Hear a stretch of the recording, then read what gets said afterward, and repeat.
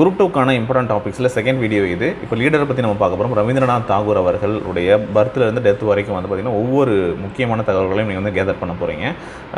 ஸ்பெசிஃபிக்காக சொல்லணும் அப்படின்னா ஒரு நோபல் ப்ரைஸ் எந்த ஒர்க்குக்காக வாங்கினார், எந்த வருஷம் அப்படிங்கிறத பற்றி நீங்கள் தெரிஞ்சிருப்பீங்க. அது தவிர்த்து அது மட்டும் இல்லாமல் அவருடைய மற்ற ஒர்க் என்னென்ன பொயட்ரிலாம் இம்பார்ட்டண்டான பொயட்ரிஸ் இருக்குது அப்படிங்கிறதையும் நீங்கள் வந்து தெரிஞ்சுக்கோங்க. அவருக்கு என்னென்ன அவார்ட்ஸில் வந்து கொடுத்தாங்க அப்படிங்கிறதையும் தெரிஞ்சுக்கோங்க. ஸோ அவர் எழுதின புத்தகங்கள் பற்றினும் நீங்கள் வந்து தெரிஞ்சுக்கணும் கண்டிப்பாக. ஸோ அவருடைய கான்ட்ரிபியூஷன் ஃப்ரீடம் ஸ்ட்ரகிளில் என்னென்னலாம் இருக்குது அப்படிங்கிறதையும் நீங்கள் வந்து கண்டிப்பாக அப்டேட் பண்ணுங்கள். ஸோ இதுதான் உங்களுக்கான டாஸ்க்கு.